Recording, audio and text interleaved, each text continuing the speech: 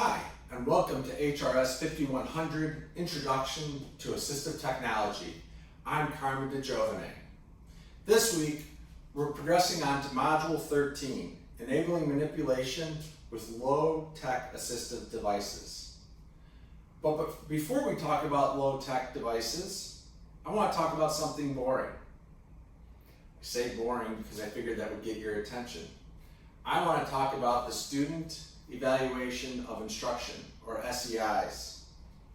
By the time you watch this, the SEIs will be available for this course, HRS 5100. And I want you to take the time to go out and complete the SEI. The reason I want you to complete it is because it's really important to me. I use that information every semester to make the course better for the next cohort of students that take the course. I realize it won't help you out, but it'll help out that next group. So please go fill it out. Last week in Module 12, we learned about technologies for transportation and driving. It just so happens that I was listening to a podcast this week from the New York Times called the Sway Podcast. It's hosted by Kara Swisher. In it, she interviews Tim Cook, the CEO of Apple. I was amazed at how much Tim Cook talked about autonomous vehicles, and autonomous vehicles as robots. Well, actually, he really didn't talk about it because he never talks about the new products that are coming out, but he was talking about the field of autonomous vehicles and the ideas around AI.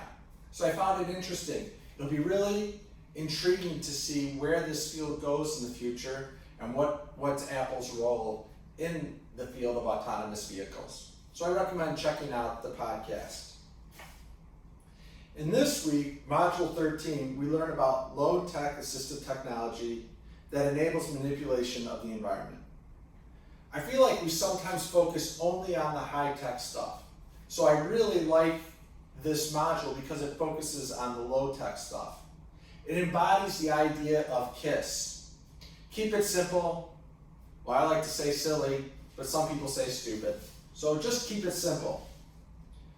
My favorite devices are the OXO Good Grips utensils and mechanical reachers with swivel heads, or swivel grippers. I actually have a mechanical reacher at home that I use to hang the Christmas lights. It's a great tool. I just want to finish this week by introducing you to a YouTube video that I found in preparing for a module in the Assistive Technology for Sports and Recreation course. The module is on e-gaming or esports. If you're interested in e-gaming, I really recommend watching the video. It was really cool to see all the accessibility features that are currently built into video games. As someone who grew up with standalone arcade games like Pong, Missile Attack, Centipede, and Pac-Man, it was really neat to see how video games have progressed in terms of their graphics, complexity, and most importantly, their accessibility.